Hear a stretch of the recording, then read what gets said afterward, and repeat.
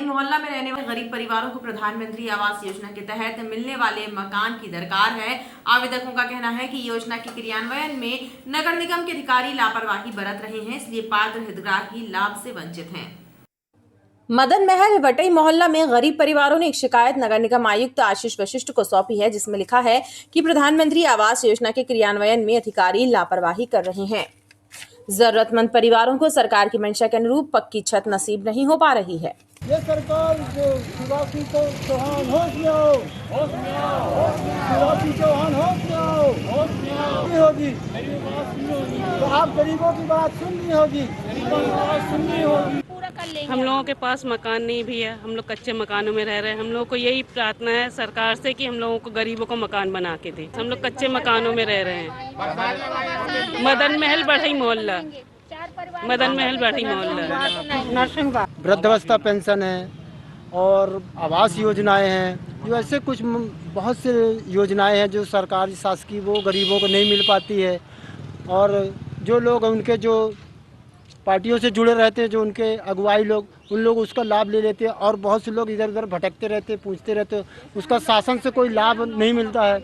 इसलिए हम आपके पास आए हैं कि हमारे गरीबों का जो हक अधिकार है, जो सरकार के शासकीय योजनाएं हैं, उस लाभ से कोई वंचित गरीब न रहे और उनको सबको लाभ दिया जाए। शिकायत करने वालों का कहना है कि लापरवाह अधिकारियों को हटाया जाए ताकि योजना का क्रियान्वयन ठीक ढंग से हो सके। ठंड का मौसम कहर बनकर गरीब परिवारों पर टूटने लगा है, लेकिन नगर निगम द्वारा जरूरी इंतजाम तक नहीं किए जा रहे हैं। नेता प्रतिपक्ष कमलेश अग्रवाल ने निगम आयुक्त को पत्र लिखकर मांग की है कि अलाव की व्यवस्था की जाए ताकि वंचित वर्ग के लोग राहत महसूस कर सकें। मदन महल्ला बड़ई मोहल्ले के गरीब परिवारों ने एक शिकायत नगर निगम आयुक्त आशीष वशिष्ठ को सौंपी है, जिसमें लिखा है कि प्रधानमंत्री आवास योजना के क्रियान्वयन में अधिकारी लापरवाही कर रहे हैं। जरूरतमंद परिवारों को सरकार की मंशा के अनुरूप पक्की छत नसीब नहीं हो पा रही है। ये सरकार जो शिवराज को चौहान होश में आओ, शिवराज चौहान होश में आओ होगी, तो आप गरीबों की बात सुननी होगी।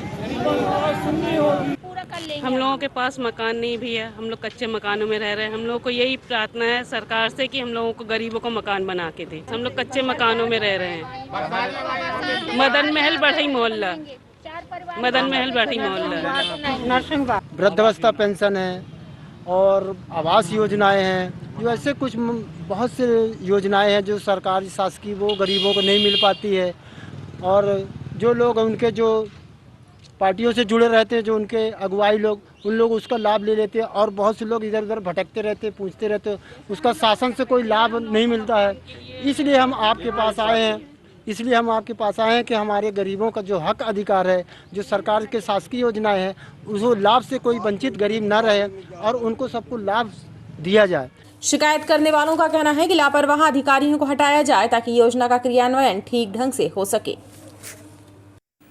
एक अभिभावक ने कलेक्ट्रेट पहुंचकर जिला शिक्षा अधिकारी की शिकायत की है। अभिभावक का कहना है कि एक निजी स्कूल संचालक के खिलाफ की जा रही शिकायत को डीईओ फोर्सफुली क्लोज कर देते हैं, शिकायत की जांच तक नहीं होने देते हैं। शिकायतों का लबादा उड़े एक अभिभावक कलेक्ट्रेट पहुंचा और उनके द्वारा जिला शिक्षा अधिकारी घनश्याम सोनी की शिकायत कलेक्टर सौरभ कुमार सुमन से की गई। अभिभावक का कहना है कि विजयनगर स्थित एक निजी स्कूल प्रबंधन द्वारा नियम विरुद्ध तरीके से फीस वृद्धि की गई और सीएम हेल्पलाइन में की जा रही शिकायत को डीईओ बिना जांच कराए क्लोज कर देते हैं। मेरी जो शिकायत है वो जॉय सीनियर सेकेंडरी स्कूल को लेकर है, जिन्होंने अधिकतम जो फीस की सीमा थी कि 10% तक किसी को अप्रूवल की जरूरत होती नहीं है और इनके द्वारा 10% से अधिक फीस बढ़ा ली गई और वो अमाउंट जो अवैध फीस का है वो 1.5 करोड़ रुपए का पूरे स्कूल के लिए। 1.5 करोड़ रुपए की रकम को स्कूल को मध्य प्रदेश स्कूल शिक्षा अधिनियम 2017 के तहत वापस करनी पड़ेगी और इसी में से बहुत बड़ा भाग लेकर ये अधिकारी लोग बैठे हुए हैं और इसलिए स्कूल पर कार्रवाई नहीं हो रही। कलेक्टर से की गई ये शिकायत स्कूल शिक्षा जगत में चर्चा का विषय बनी हुई है। इस मामले में जब जिला शिक्षा अधिकारी से संपर्क करने की कोशिश की गई तो संपर्क नहीं हो पाया। गोरा बाजार थाना क्षेत्र की बिलहरी में रहने वाली एक महिला और कुछ अन्य परिवारों ने प्लॉट विक्रय करने के नाम पर अनुबंध करके उनके लाखों रुपए हड़प करने की शिकायत एसपी कार्यालय में जन सुनवाई में की। पीड़ितों ने आरोप लगाया कि उन्होंने अंशिका डेवलपर्स के मालिक आनंद यादव और अमृता यादव से प्लॉट का अनुबंध किया था, जिसकी राशि चुकता करने के बाद भी प्लॉट की रजिस्ट्री नहीं की जा रही है। पुलिस अधीक्षक कार्यालय में इस मंगलवार को जनता दरबार के माध्यम से पुलिस अधिकारियों ने शहरी और ग्रामीण क्षेत्रों से 8 आवेदकों की शिकायतों को सुना। जन सुनवाई में लगभग 35 शिकायतें दर्ज की गईं। इन शिकायतों में संपत्ति विवाद, घरेलू विवाद, धोखाधड़ी के मामले शामिल थे। गोरा बाजार थाना क्षेत्र बिलहरी से आई बबीता सिंह नामक महिला और अन्य परिवारों ने प्लॉट विक्रय करने के नाम पर अनुबंध करके राशि हड़प करने और रजिस्ट्री न करने की शिकायत दर्ज कराई। उन्होंने बताया कि अंशिका डेवलपर्स के मालिक आनंद यादव, अमृता यादव से उन्होंने प्लॉट का सौदा किया और राशि चुकता कर दी, लेकिन अनुबंध के मुताबिक उनके द्वारा रजिस्ट्री नहीं की जा रही है और न ही राशि लौटाई जा रही है। इस मामले में पीड़ितों ने FIR दर्ज करने की मांग पुलिस से की है। पहले हमने एक जमीन का एग्रीमेंट किया था, तो उसमें जब पैसे क्लियर हो गए थे, उसका रजिस्ट्री होनी थी, हमने रजिस्ट्री के भी पैसे दे दिए थे। आनंद यादव करके हैं जिन्होंने हमने एग्रीमेंट किया था, तो उन्होंने बोला था कि रजिस्ट्री करा देंगे। जब हम रजिस्ट्री कराने गए तो उन्होंने बोला कि 1 हफ्ते बाद होगी। 1 हफ्ते बाद गए तो उन्होंने बोला 15 दिन बाद। ऐसे करते करते 1.5 साल हो गया।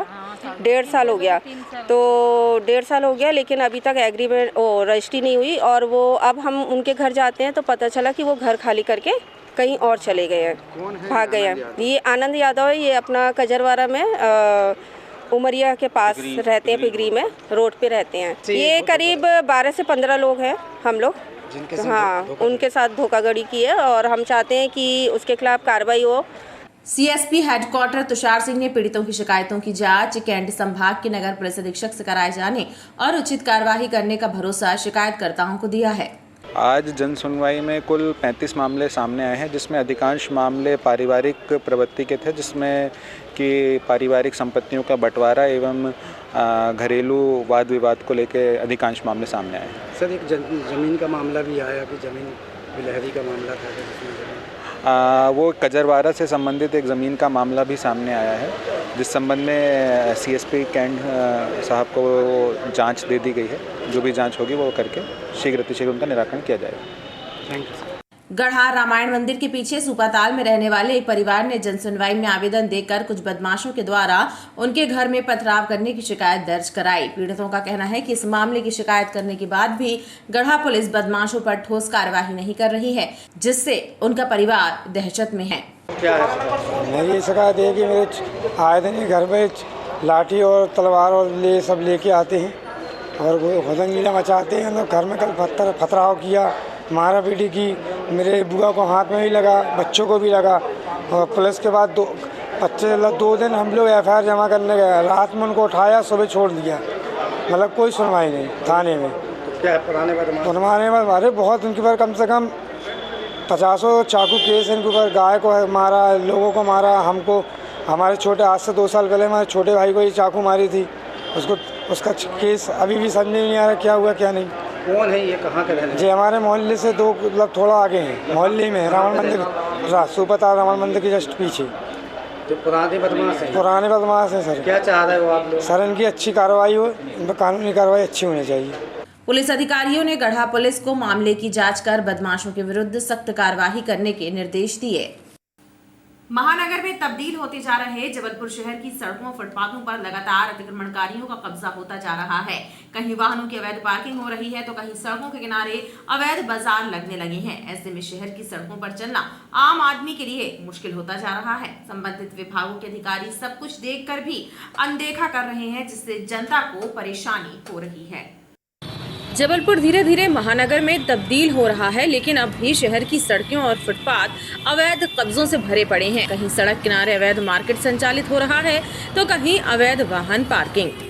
इतना ही नहीं, सड़कों के किनारे फुटपाथ से लेकर सड़क तक वाहनों की बेढंगी पार्किंग भी की जा रही है, जिससे शाम होते ही मुख्य मार्गों, मुख्य चौराहों से निकलना राहगीरों के लिए मुसीबतों का कारण बन रहा है। चाहे हम मालवी चौक और उसके आसपास की सड़कों की बात करें या फिर जयंती कॉम्प्लेक्स के आसपास के क्षेत्र की।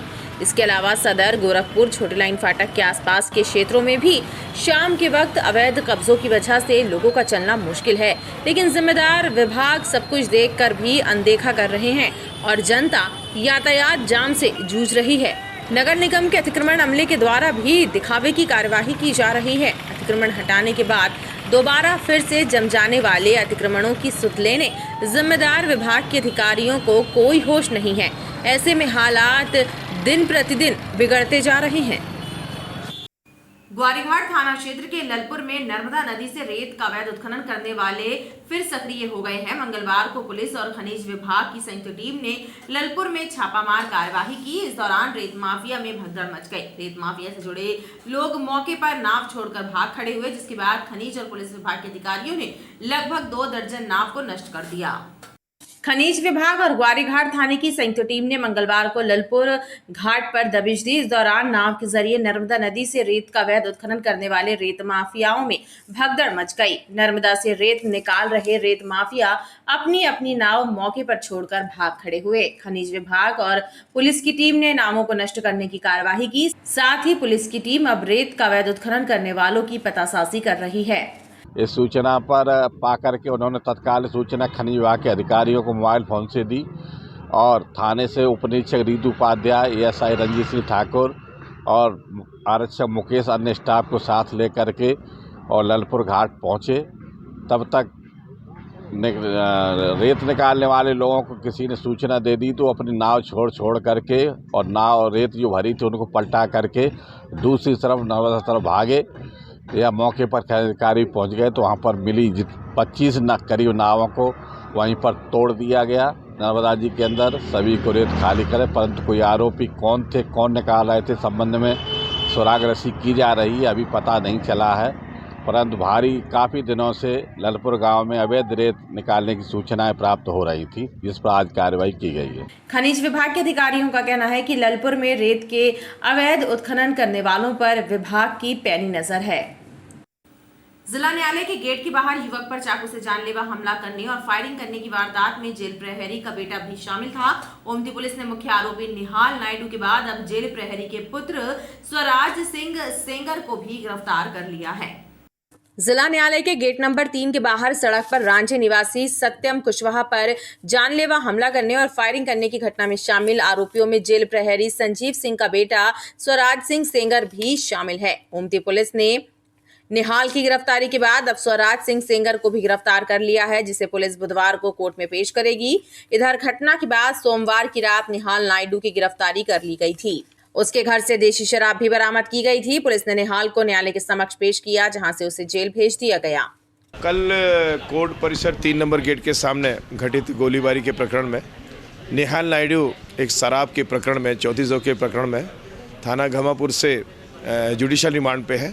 हम उसका पुलिस रिमांड लेके अग्रिम कार्रवाई करेंगे और गिरफ्तार शुमारी करेंगे। आज हमने ऋषिराज सिंह जो दूसरा आरोपी है, मुख्य आरोपी है, उसको गिरफ्तार किया है, जिसको कल हम माननीय न्यायालय के समक्ष प्रस्तुत करेंगे और इसका भी हम जुडिशल रिमांड लेंगे। अभी तक जानकारी में आया है कि जो आरोपी है उसके पिता शायद जेल प्रहरी है, इसको भी हम क्लियर कर रहे हैं अभी। इस मामले में फरार कुछ और आरोपियों की गिरफ्तारी के प्रयास भी पुलिस कर रही है।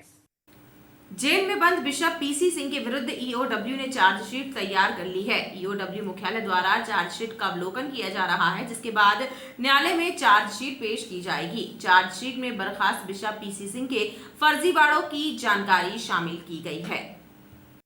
भ्रष्टाचार के आरोप से घिरे बर्खास्त बिशप पीसी सिंह के खिलाफ जल्द ही न्यायालय में चार्जशीट दाखिल की जाएगी।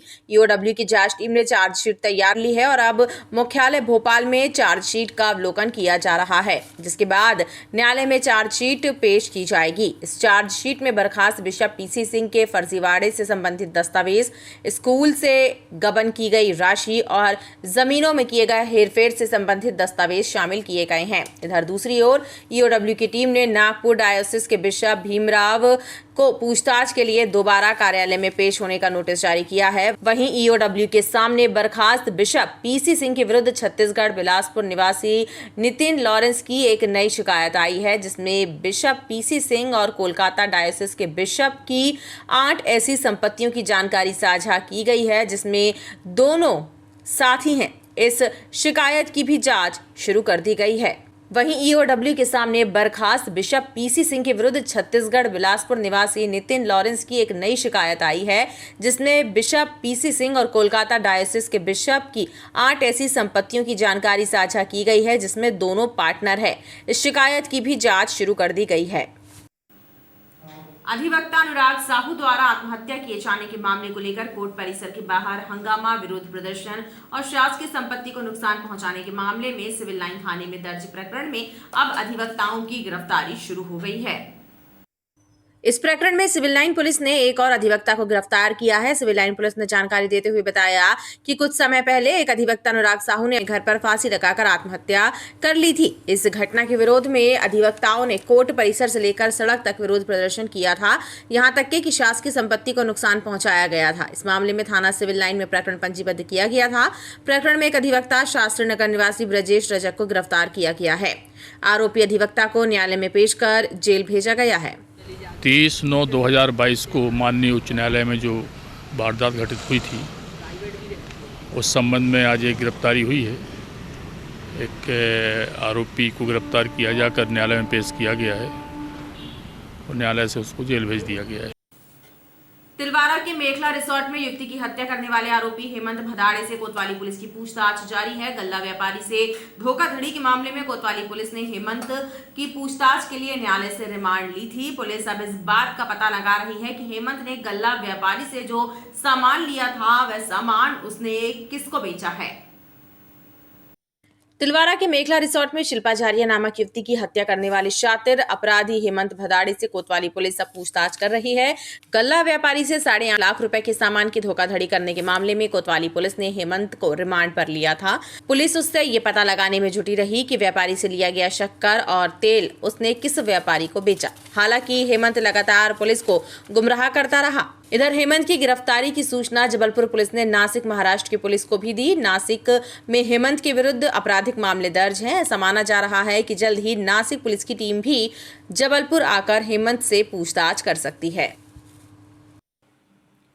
कटंगी और पाटन बाईपास बीच मारोताल पुलिस ने एक 20 चक्का बड़े वाहन को जब्त किया है। वाहन में क्रूरतापूर्वक बकरे और बकरियों का परिवहन किया जा रहा था। इस मामले में वाहन चालक सहित आधा दर्जन लोगों को गिरफ्तार किया गया है।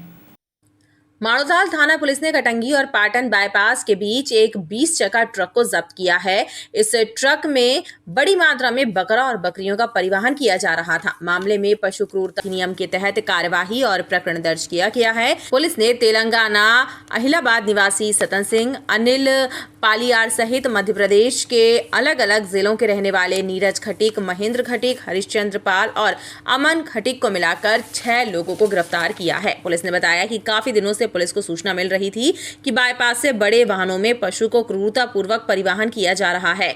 इस आधार पर पुलिस ने कार्यवाही की है। एक वाहन में जो 20 चक्का था, महाराष्ट्र पासिंग MH40 BL 7877 में काफ़ी मात्रा में बिल्कुल ठूस के बकरा बकरी भर के रखे थे, जिसमें करीब 190 बकरियां थी। उन पे प्रॉपर वैधानिक कार्रवाई की गई है पशु क्रूरता अधिनियम के तहत। ये कटंगी बाईपास और पाटन बाईपास के बीच से, इसमें ड्राइवर कंडक्टर के अतिरिक्त और जो बकरी की देखभाल के लिए वहीं बैठे हुए थे, उनको भी अरेस्ट किया गया है। प्रॉपर विधिवत कार्रवाई की गई है। इसके अलावा MB एक्ट के तहत परमिट की शर्तों का उल्लंघन किया गया इनके द्वारा, वो भी कार्रवाई की गई है। पुलिस अब आरोपियों से पूछताछ कर पशुओं के परिवहन संबंधी जानकारी जुटा रही है। इलाहाबाद उत्तर प्रदेश की रहने वाली एक महिला से दुराचार करने के मामले में 2 वर्षों से फरार एक इनामी आरोपी को माड़ोताल थाना पुलिस ने गिरफ्तार किया है। आरोपी के विरुद्ध सितंबर 2020 में एक महिला की शिकायत पर दुराचार और SC/ST एक्ट का मामला दर्ज किया गया था। आरोपी की गिरफ्तारी पर 7,000 रुपए का इनाम घोषित किया गया था। दुराचार के मामले में बीते 2 वर्षों से फरार ग्राम कालाडूमर पनागर निवासी नीरज रैकवार को माड़ोताल थाने की पुलिस ने पाटन बाईपास के समीप गिरफ्तार किया है। नीरज की गिरफ्तारी पर 7,000 रुपए का इनाम घोषित किया गया था। वर्ष 2020 में उत्तर प्रदेश इलाहाबाद की रहने वाली एक महिला की शिकायत पर नीरज रैकवार के विरुद्ध पनागर थाने में दुराचार और SC/ST एक्ट की धाराओं में प्रकरण दर्ज किया गया था। इस मामले में गिरफ्तारी से पहले ही नीरज परिवार सहित गांव से फरार हो गया था। तभी से पुलिस इसकी तलाश कर रही थी। फरारी के दौरान ये एक लड़की को भी लेकर भाग गया था। इस मामले में भी गुमशुदगी का प्रकरण दर्ज हुआ है। ये एक्चुअली में पनागर थाना क्षेत्र का मामला है। यूपी की रहने वाली, इलाहाबाद की रहने वाली एक महिला के द्वारा 376 ST/SC एक्ट का केस रजिस्टर कराया था। एक काला डूमर करके एक गांव है पनागर क्षेत्र में, वहाँ नीरज रैकवार के खिलाफ। तो वर्ष 2020 में ये केस रजिस्टर हुआ था, तब से वो लगातार फरार चल रहा था। कल शाम को पता चला कि यहाँ पे मूव कर रहा है, इसको दबिश देके पकड़ा गया और इस पर प्रॉपर विधिवत कार्रवाई की गई। इसमें इसकी 82-83 वगैरह की भी कार्रवाई का पूरी तैयारी कर ली गई थी। पुलिस अधीक्षक महोदय के द्वारा इसमें 7,000 का इनाम की घोषणा की गई है। ये एक्चुअली में मुखबिर के द्वारा पता चला कि ये नागपुर से मूव कर रहा है करके, तो हम लोगों ने पाटन बाईपास पे एम्बुस लगाए तो वहाँ पे मिला। खबरों का सिलसिला लगातार जारी रहेगा, आप देखते रहिए BTV न्यूज़।